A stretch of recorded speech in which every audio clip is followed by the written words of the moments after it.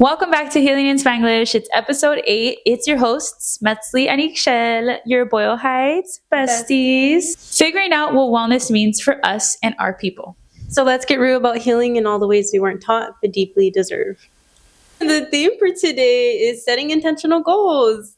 We're going to reflect a little bit about the past year, how that went for us, some of the steps we take to make sure that we hold ourselves accountable throughout the year. And then we'll also talk about how we give ourselves grace this new year, but it's going to be a good one. And also, I just wanted to add that one of the things that we're definitely going to dig into is why it's so hard to actually maintain the goals throughout the year, why it's like easy in the first month that we like create this big old ordeal around goal setting in January, and then it kind of just falls off, and why that's difficult, understanding and breaking that down and actually sharing ways to maintain them throughout the year. Yep. So let's dig into our Spanish word of the week, Spanglish word of the week, which is pari pari. Pari pari. And we chose that word because I think it's just like cute. It's also like a word that everyone uses, and it also has become like, I think, normalized. Like it's just a fun way of saying, better way of saying party. That's party. And then what is your mini healing confession for the week? Mini healing confession is saying no to my friends, especially because right now I have a lot on my plate and I have some very firm deadlines that I have to hit. Just been saying no to a lot of community events, hangouts with friends. And it's been hard because I've just been locked in, but it's okay. There's times where you can't do certain things, and that's okay. I like that. That's an important one. For me, I recently started this book to help build and work on my relationship with my own body, and so I think that's something that I have been neglecting for a while, I will say. And so it's something that I've been wanting to put myself out there in, allowing myself time to really like dedicate to explore it and understand. And it's like something that hopefully in the future we could talk about more, because it's something that was not normalized in my household to talk about what it even means to have a relationship with your body. That was so unknown to me and so uncomfortable till this day. So I'm like, I want to start doing the work to normalize the relationship I have with my body. So baby steps. That's what I'm trying to work on. And I think it's helpful for me to start with a book. So that's where I'm starting. Wait, what is it called? Do you remember? It's like a really long title, actually. It's like feminine sexuality. It's a long name. I'll share it after. It's a long name, but it's been pretty good so far. I'm still pretty early on though. Okay, well, let's dig in. I think the first thing we wanted to talk about was just reflecting on our own goals as a way to like segue into some of the goals that we had this year, how we feel about them.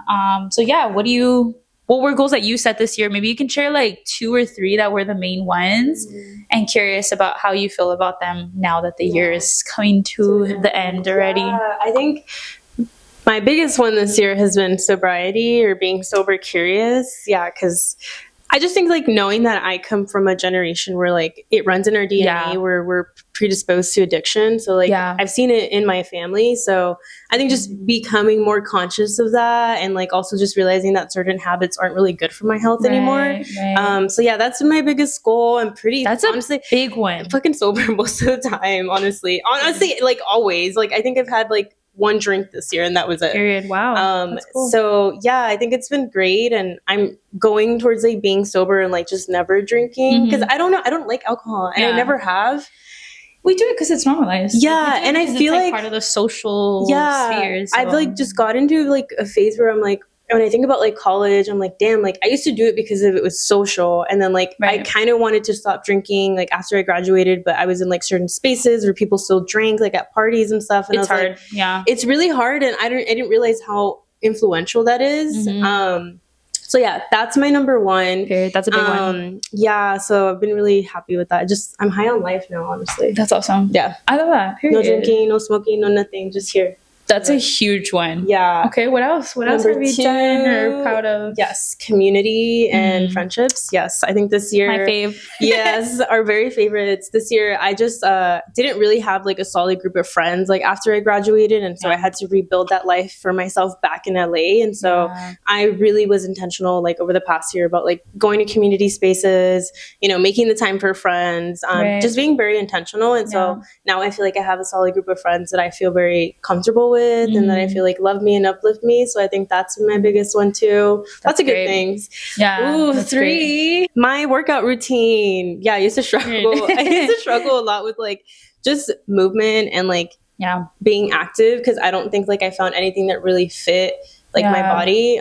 So now I have like a consistent workout space that I go to, like a group X class. So it's fun. And I also cycle a lot. So it's honestly, it's fun. I love that. Those are really great goals. Lots of good ones. Obviously I'm so harsh on myself about some that I didn't complete, but which is interesting though, because you already sharing those. I'm like, those are huge, large goals that a lot of people want to do, get to. And the fact that you already did those 3 that I think are pretty essential, right? Like, one that's aligned with your values, one that's aligned with community and surrounded by people that you love. And then the other one, also related to health and well-being. I'm like, those are probably some of the most essential things. And I think we sometimes discredit ourselves because it feels like we haven't done enough of them.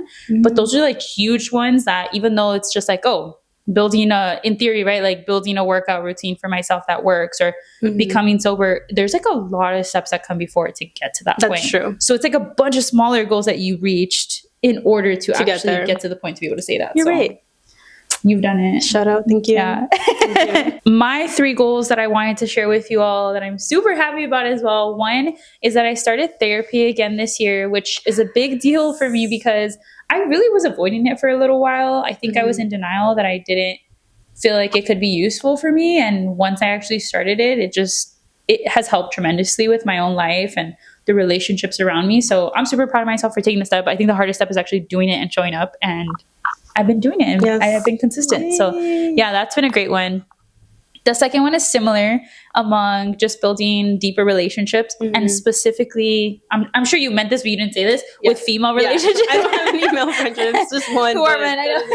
It doesn't count. So similar, I'm like, my friend is my boyfriend.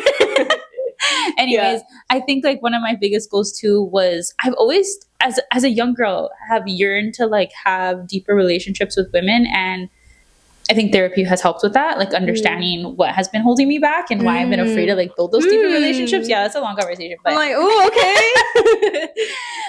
And I think now I feel also in a place where I feel so fortunate to have a great amount of like, and not even like I'm saying I have a million, but just solid handful of them where I feel super supportive.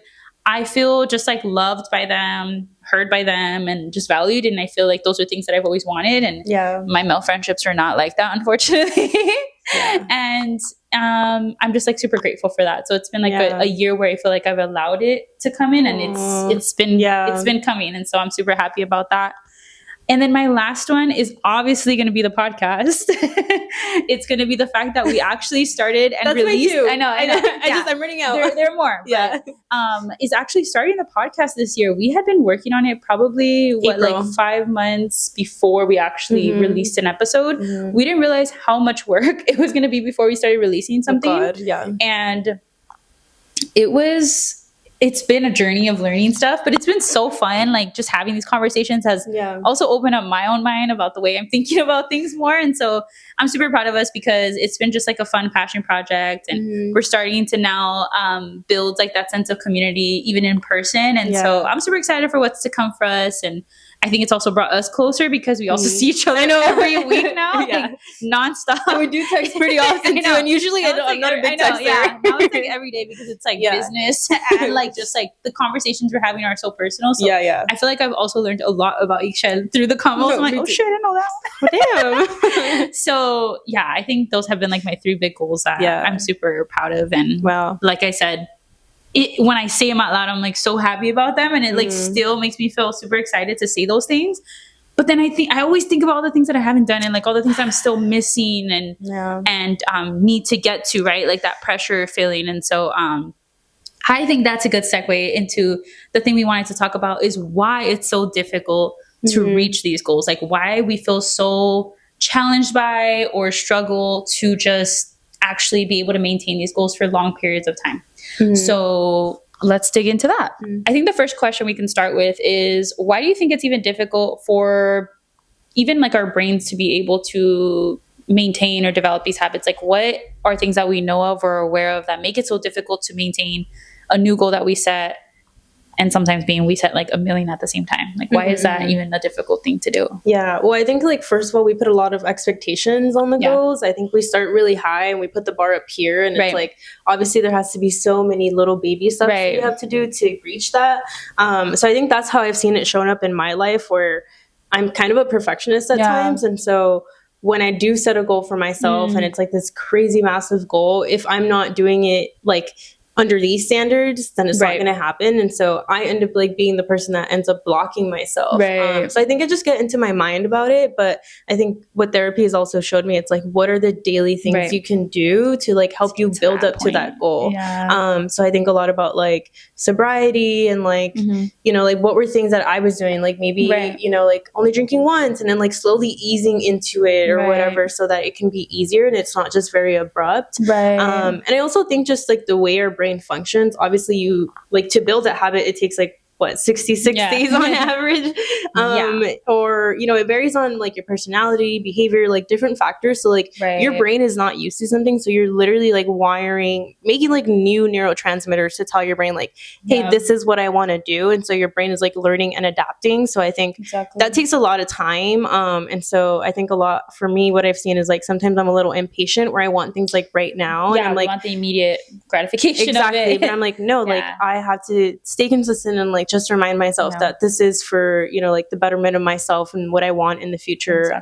So yeah, I think in that way, I think is like the way I think our brain like affects how we, you know, finish our goals or even stay consistent with them. And even to add to that point though, when you said how many days it takes to actually maintain and build that habit, or that, you know, usually goals are revolved around habits, that's like one habit. I think a lot of the times towards the end of this year, this whole idea around like this New Year's resolution that we like see everywhere and feel a need to do it, is we don't just set one, we set like a million goals, and it's like a whole list of them. And so to try to build multiple habits at the same time, in the same month, in the same week, even sometimes, is nearly like impossible, because you're trying to go to the gym 5 days a week, and you're trying to eat from home every day, and you're trying to spend more time with family, and you're trying to get a new job, etc. Like there's a million things, and it's like, whoa, like you got to do one at a time, focus on one to build the habit for that, let's say for example 66 days that it takes one to do, and then you can build on other ones. So I think also a reason a lot of us like end up falling off of things is because we try to like attack them all at once, and that just does not work. And I also liked your point about us kind of seeing like this bigger goal and thinking like, oh, it's as easy as just like saying it and then working towards it. And I think a good example to give, I know you gave one about like sobriety, but also when I think about wellness and how we both also try to build habits around the gym or working out or whatever our form is of movement, at least for me, something that I've struggled with is, my goal for the new year is go to the gym 5 days a week. And it's like a hard, restrained, confined number of days. And then you don't go, let's say, for those 5 days. And I'm like, you know what?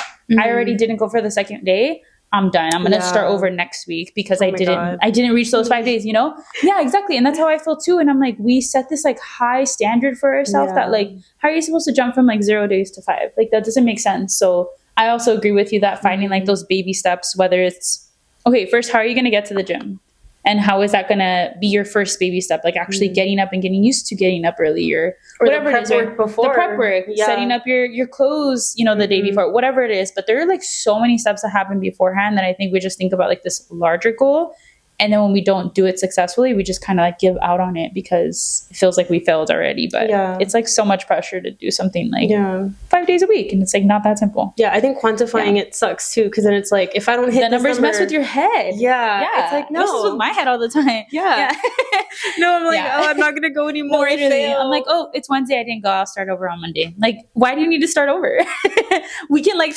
I do that with food. Oh my God. Dude, no, I do that too. I'm at fault at it too, but I'm saying it because I'm like, it sounds silly when we say it out loud because we're like, wait, why do we need to start over? Like, just because it's Wednesday and we think that that's like midweek and like we can't start from there. You know, you mess up that day, you start again the next day, you know, exactly. like that's, or that same day later on. Yeah, exactly. But we just kind of give out for the rest of the week. And I definitely have that issue too. No, that's true. Yeah. Now I wanted to ask you, like, how do you feel like in your own time, like when you do goal setting, like how is that affected by like external validation or like, you know, maybe proving to your family or your friends that you can do a certain goal? Yeah, I definitely think like it's been a journey to distinguish goals that are truly for myself and goals that are at the benefit or to make someone else happy, right? Like my parents, especially. I think when I was younger, especially some of the goals I had were not because I actually wanted to do them. It was because I felt other people would be proud of me for it. So I think external validation is an interesting thing. And sometimes that could also be social media, parents, friends, people who look up to you, right? And just like feeling the pressure to perform a certain way because you know that would make them happy, right? And so I know there are plenty of things that like my parents, I know I sometimes set goals for myself that I've always thought, oh, this is like actually what they would be really proud of. And so then I like do it and I feel like the sense of like, oh, I wanted that validation from my parents to be proud. And maybe it's like not that big of a deal or like it was not actually something that served me. So I spent a ton of time that maybe it wasn't as enjoyable as goals that were actually truly for me. So I think that's difficult. I'm trying to think of like a specific example. I have a few if you want me to share. Yeah, okay. I can't think of a specific example, so you can share an example that you can think of. Yeah. Yeah, I do think because I'm an only child, I feel a lot of pressure around like being successful. And so like the ways I've seen it show up for me is like thinking about like school. So like I remember when I graduated. Yeah. Oh my God, I was like, my parents are going to be so happy. Like this is the end goal. This is what they wanted me to do. And like, you know, we did the whole thing, the graduation, they were there. And I don't know, I didn't get the emotional reaction that like I had built in my mind. That I was expecting. And I was like, well, to be fair, that was actually my own fault for setting an expectation around that. And, you know, also my parents struggle with emotional, you know, vulnerability. So obviously like there's different layers there. But I do think like when I think a lot about like my career and like my own success, it's very much revolved around my parents. And I think a lot of it is like, well, one, I want to make them proud. And of course. My parents are older. So like I get really scared that, you know, knock on wood, it's not going to happen anytime soon. But obviously, like, I want to complete certain things for my parents to be able to see me, like, you know, go to get my master's, and like just be like settled in. So it gives them peace of mind. So I think like a lot of my career life is very much centered around them. For sure. But it's still things that I love, right? And I'm grateful to them. My parents like don't pressure me, but I do notice that some of my goals are very much centered on like how they're going to react. Try to make them happy, because obviously my mom's always like, you should go to school, mija, go back to school, like we're here to support you. And I'm like, fuck, like it just feels like some sort of pressure, but I'm like, it's a good thing, I guess. There's good and there's pros and cons, because I think a lot of people that are listening can agree and resonate with the fact that I also agree a lot of the academic world that we like grow up in, or education, is usually revolved around the pressure of like how our parents will react and how proud they'll be. And I can totally agree to that. Like even my career, I'm like, things that I chose going into like the tech space, or honestly even choosing to go to UCLA, that was because of the reaction I saw from people around me. Wait, that was that was the validation I got from others. What was your dream school? Sorry, random tangent. My dream school was Pitzer, which is one of the Claremont schools. Yeah. And I got in. I could have went. And you know what? I will never regret anything, because I ended up really liking my experience at UCLA. Well, did you say it was too white? It was a little white. I don't think you would have liked it. I mean, there was other reasons, but initially, I never wanted to go to UCLA. And then when I got in and I saw people's reaction and people were making it a big deal, I was like, oh shoot, should I go there because other people wanted me to? So I started to shift my mindset, because I saw how credible going to that school was. And I get it. Credibility did help me a lot. Saying UCLA to people helped me a lot. It's really cool. But on the flip side, I just wish that like, it came from like actually me wanting to go there versus like seeing, oh, well, people seem really proud of me for choosing this school, instead of truly just choosing based on where I like was interested in going. So I definitely have but anyway, I also have felt that way in different ways, and I didn't even think about it until right now, that even school, the way I chose, was definitely influenced by validation a little bit from other people. You're also young, so I didn't know what the heck I wanted at 18. At that age, we're looking for a lot of validation. Gosh, I have so many actually opinions about going to school at 18 now that I'm like older, and even seeing other people around me go to like grad school and stuff. I'm like, imagine we went to school later in life when we're a little bit older and we understand it more, and then can actually take advantage. That's another life would have been different. It's another beef. I would have taken so much more advantage of school, but like, why do we need to go at 18? Interesting. Anyways, that's a whole separate conversation.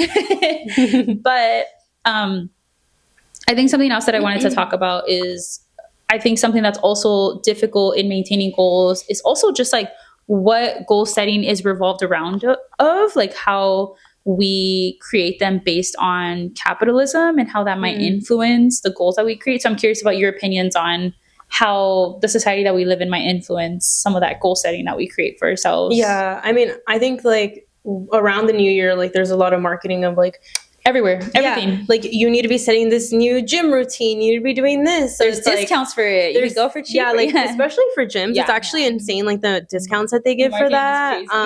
So yeah, I think like we're unfortunately it's a capitalistic world, so we're surrounded by this like insane marketing that really wants us to try all these crazy new goals. Right. And also just feeling like I have so much pressure. Like I already put pressure on myself, but also from society, I feel like I have to live up to an insane amount of goals. And I think a lot about like social media too. Like some influencers are like, we're taking it in completely. Yeah, like everywhere. This is what your goal setting should look like making it look very glamorized. Yes. And so I'm like, that's not the reality of like goals. It's like sometimes you mess up and you got to keep trying and keep going. Yeah. So I think that has definitely impacted me. But honestly, I think like over the years, I've just kind of been like, get out of my face. Like, I already have enough pressure for myself. But yeah, I don't know how it's shown up for you. No, I mean, I definitely think like social media plays a role for a lot of people where, what we're consuming during this season, I think there's easily a way to compare yourselves to other people who are setting goals, because you see people like setting all these goals at things that maybe you even think you want, but you don't want. But we are consumed by, let's say, for example,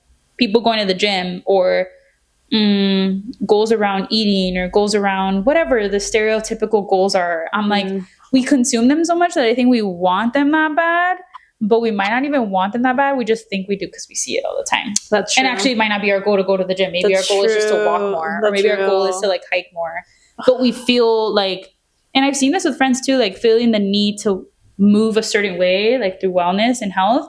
And I'm like, you don't need to do it this one way. None of us do. There are different ways, but we see one version and we feel a need to like do it. That's a good one. Yeah. Because I really want to do strength training. But I don't like the But gym. you don't just love it. Yeah. I don't like the gym spaces. Is a different, for sure. The few times I've gone with you. Yeah, it's very I'm just like, it's a very male-centered space. I just don't feel comfortable. It's not welcoming. Yeah. For sure. Yeah. And like men, I know how men are. Men are just weird. Yeah. No, and that's a whole separate conversation about how discouraging some places are. But strength training can look so different in different ways, right? There's like group settings, and there's like individual, and there's personal training, and you don't need to do it like one way that we like, see on the internet. So, agreed. Yeah, that's a good one. Yeah, I guess going off on a little tangent, I wanted to ask you, like, how have you seen goal setting differ when it comes to doing it like on your own in isolation, or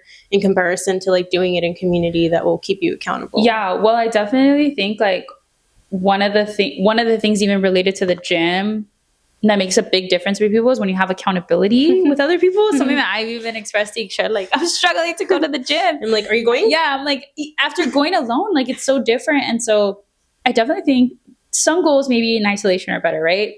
But I think a lot of them, doing them in community and doing them with others is super beneficial to actually keeping yourself accountable, because you have other people to check in on you. You feel like you have other people who are counting on you too. And so even journaling, even though that's a very personal and individual thing, I've done it before where like we check in together, right? Where we are just checking in that we all wrote today, and we made time for that, or that's why they have book clubs, or that's why they have group classes, because sometimes that environment, which I know you go to group classes, is more empowering, because you see, okay, that girl's still freaking squatting. I'm gonna be here a little. And when you're doing it alone, you have no one to kind of like empower you other than yourself. And you cannot rely on self-motivation. Like that's just not going to last. And so I think sometimes also having someone accountable to help you check in on you is super helpful. So all in all, is I definitely agree that like doing things in community can be really beneficial to maintaining those goals. So even if you find like a friend, your partner, community space, wherever it is, I think it is really helpful to have those people to help keep you accountable, especially if you're struggling with one goal. That's made a big difference for me. Yeah, I agree. So now we're going to get into how we have reframed goal setting and how it's really functioned and worked for us. So I think for me, the way I have seen it is like, I try not to be so rigid on myself. Yeah. And so when I think about like my long-term goals, I think of the baby steps that I need to take on a daily to get there. And specifically like meditation, like I've been telling you that that's something on my list. Like I want to be the type of person that can like make that a priority in the morning, where I can take some time and I'll meditate at least for like 10-15 minutes. But it's been hard because that's 10-15 minutes of quiet and like, you know, like get there. Not having so many thoughts, like just going in and out of your brain all the time. It's very hard. And so I've worked to like maybe take a deep breath every time I'm about to do something different. Like before I drive, or after I'm like stressed out with a work task, maybe I'll take a deep breath. So yeah, just kind of taking those baby steps on a daily basis so that it doesn't feel like it's a very grand goal. And when I want to, you know, hopefully get to that point where I can meditate at a longer time, it's a little bit easier because I've already been making those little baby steps. But it's definitely something that you just can't like tackle all at once. Yeah. And I think actually, I have a question for you. Yeah. So the thing that I was going to add that is really helpful also is that I think we also forget to emotionally like tie our goals to something and understand the why behind it. So even you saying right now, like, I want to be one of those people to meditate. Yes. I'm curious, like, why do you want to meditate? Yeah. And I'm saying this for everyone also to understand, like, whatever goal you say you want, whether it's working out, whether it's eating cleaner, whether it's spending time with your parents, like actually identifying why you want to do those things, right? So if it's meditating, why do you want to meditate and not meditate because it's something that you see is like the new thing, right? The new thing to do, right? Yeah. So I think that's also something really important. And I would say is like a different approach to see the goals that you set is thinking about less about the rigidness around it and just like this structured goal, and more kind of having it root from the actual intention behind it, the values that you actually want out of your goals. So instead of it being, well, these are my like 10 goals, whatever they are, right? Yeah, yeah. Instead, it's like, actually the 3 things that I really want to focus on this year are community, are, I don't know, what's another one that someone might have that's like a value? Movement, right? Whatever those values are, then you can build from there. Like, actually, I don't need me reaching the goal of community. It wasn't structured by, oh, I need to go to like 1 event per week and like that's how I'm going to be successful or like track my success. But I showed up to events this week and I actually put myself out there and went to things alone. Like you are reaching that goal instead of like creating, how we said, like those numbers around it that then make you feel like you didn't complete it. So damn, that was deep. I'm like, fuck. Like actually, but yeah, just like thinking about the value. So like, where does the meditation value come from? Is it for mental health? Is it because this year something that's really important to you is taking care of your mind and slowing down? And it's like one thing, which for me too, is to freaking slow down. One of the ways that you can do that is through meditation or through journaling, and you find the thing that makes sense for you and what works best for you. So I definitely think like coming from a place of values is going to make such a big difference. Yeah. I'm like, damn. Way to journal after this. Wait, yeah. Why do I want to meditate? Yeah, no. And there are so many things that are backed up by research, I will say, that like are good, right? That we see like, actually, well, maybe I want to journal because people say that it's really good for them. And I think something that I've struggled with is journaling. And I'm like, do I want to journal because I actually want to do it, or do I want to do it because people say that it's really good for you? And the thing is, like, yes, I can journal, but maybe there are different ways, right? I'm a talker. I can talk forever. So for me, maybe, and something I know you shared with me as an idea, is actually doing like video journals. Like, I think that would be easier for me, talking to myself and actually like saying what I'm thinking about, because honestly, my hand cannot keep up with my words. Dude. And so I'm just like, I cannot slow down, because it's like, but that's part of the practice, actually. I know, so that's kind of like, yeah. So like, there's balance, but I'm like, maybe there's ways for it to be easier. Maybe you start with video journaling because you're a talker, and then that makes you think about how, okay, actually, I could reflect on this more, and kind of entering that mindset of reflection. So yeah, I definitely think like thinking about your values a little bit more and where all of your goals are coming from and why they actually matter to you is important. Because then you also start to see, is it validation from outside or is it actually things that I want myself? Ooh. You know, think about it. Yeah. Do you actually want to spend time with your family, or is that just, or is it just the pressure because you know it'll make them happy? I'm just kidding. No, spend time with the people you love. Yeah. So something else that I wanted to touch on a little bit is like setting goals that do not feel like they're based off of like survival. Specifically, I think about like my career, right? Yeah. And so like having this pressure to work so many hours, to like overcommit myself and like always say yes to things and not like setting boundaries at work. So yeah, like just knowing that like at the end of the day, I'm going to get paid the same. Yeah. Right. Yeah. And I don't need to overextend myself so much. Obviously, like I do what I can within my capacity.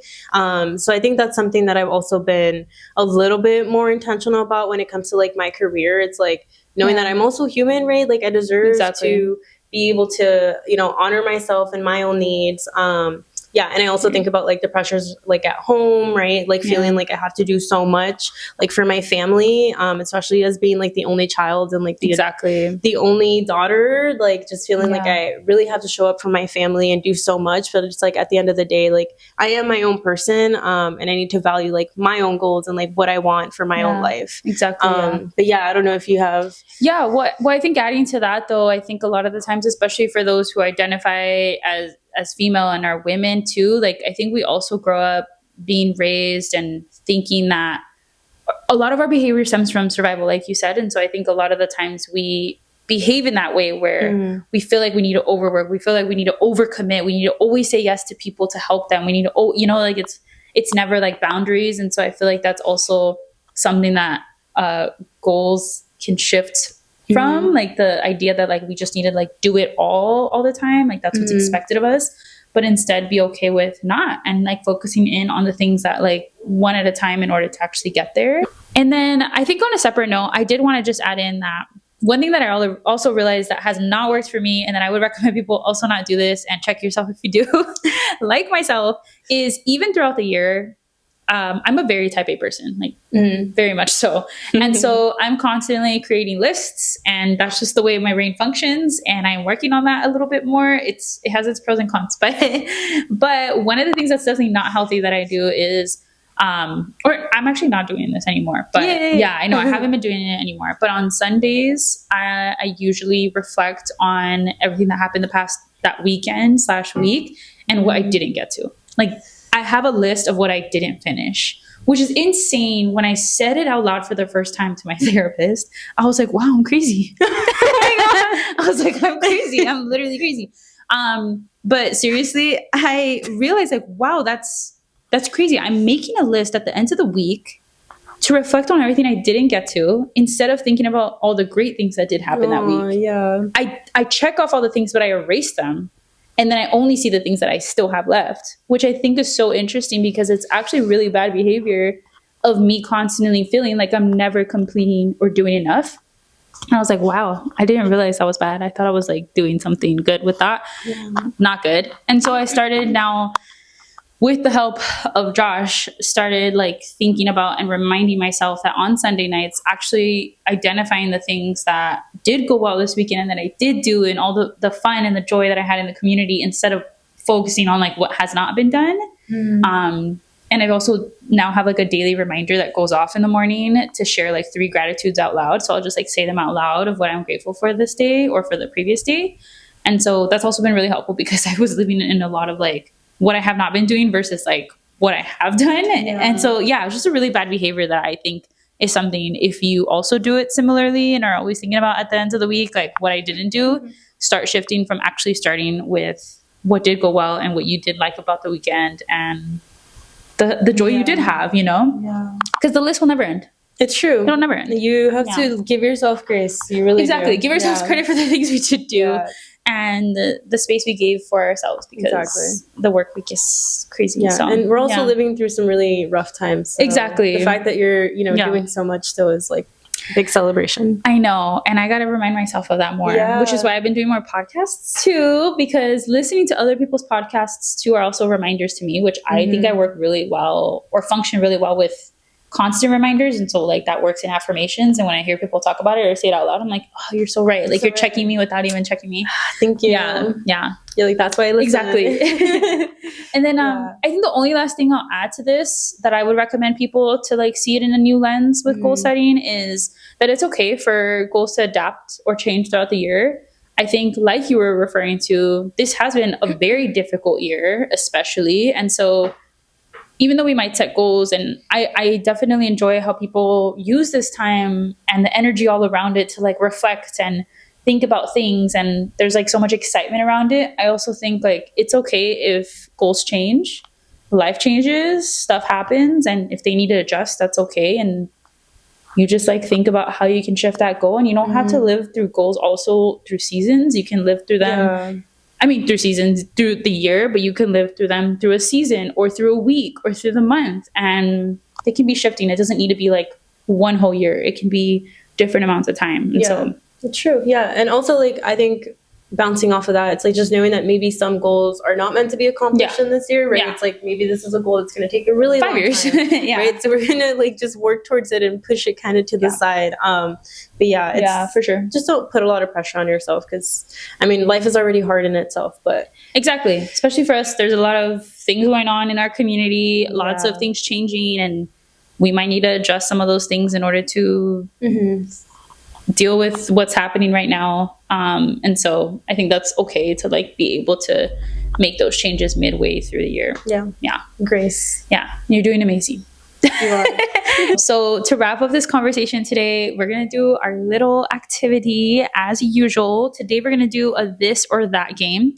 So I'm going to ask you, do you rather focus on this goal this next year, month, whatever the focus is for you, or the other one? Okay. So first one is, do you rather focus on more sleep or more sunlight?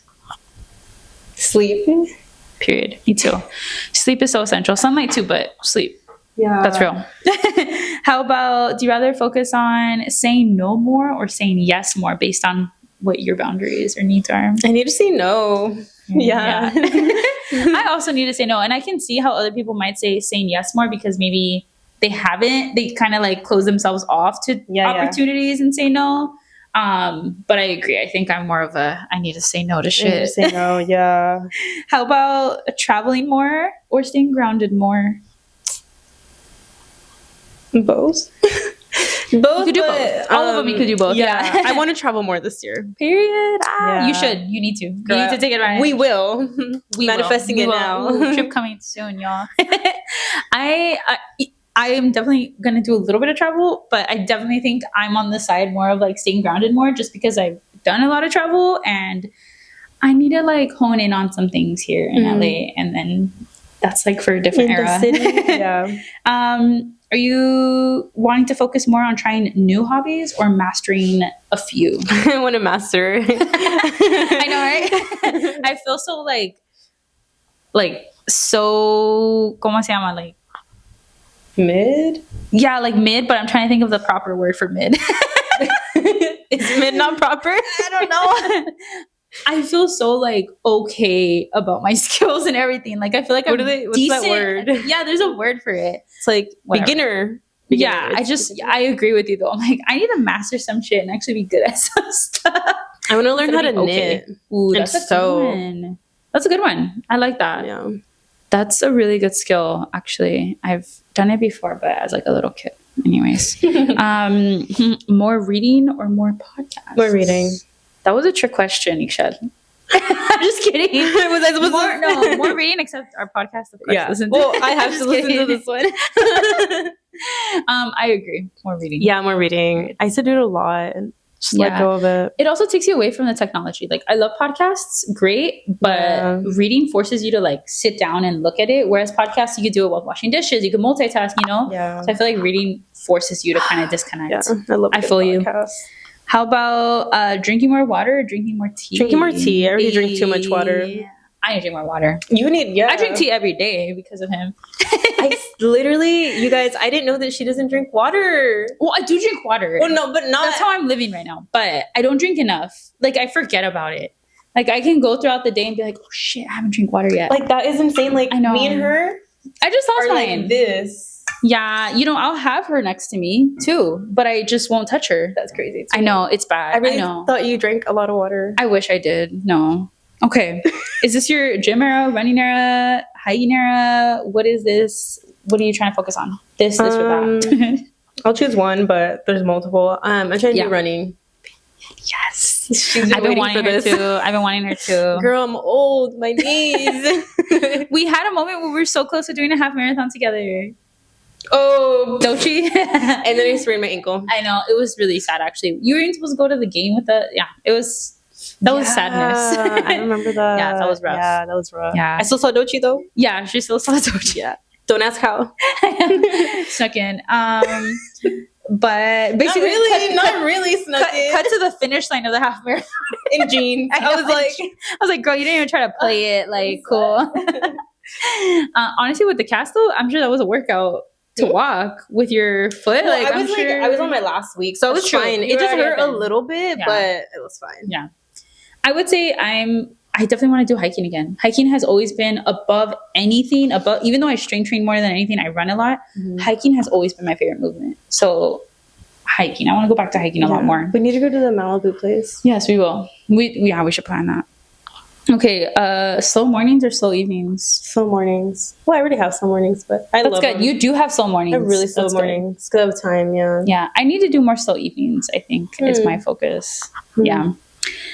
Is this your boundary setting year, or is this your community building year? Like, what's more of like the focus? I think community building era. Period. Yeah. Yeah. That's a hard one. Yeah. Like, I definitely feel like I have community and I have boundaries, but maybe more boundaries, actually, I think I'm working on. Okay, last two. Are you trying to work on building more side hustles, or are you trying to work on simplifying the things you have going on? Side hustles. Period. Yeah. Period. Mm-hmm. I need to simplify. Okay.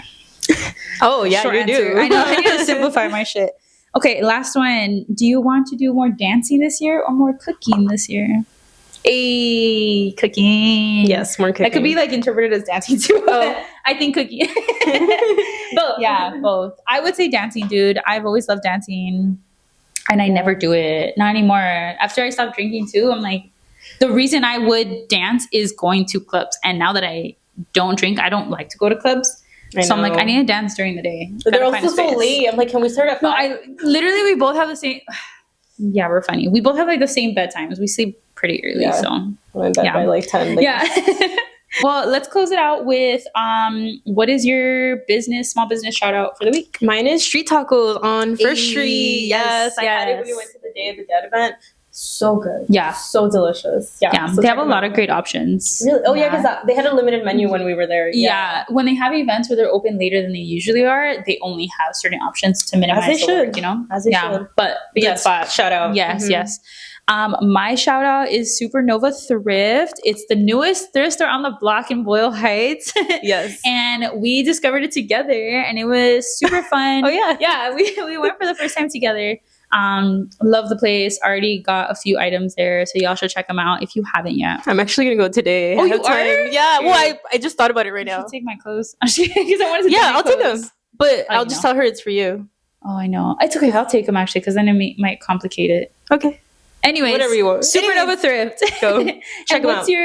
And what's your one wellness tip? My one wellness tip is to sleep. Just sleep. She's gonna go to sleep forever. You. No, actually, I lied. My wellness tip is to give myself grace when I'm not able to go to my group exercise classes all the time. Hey, that's a good one. Yeah, because I haven't been going because of things that I have to lock in with. Yeah. But I'm like, it's okay. That's important. That's okay. You miss. I have a really important priority, so that's okay. Yeah, I love that. That's a good tip. That's a good tip. My tip is to go invite someone to a coffee shop date.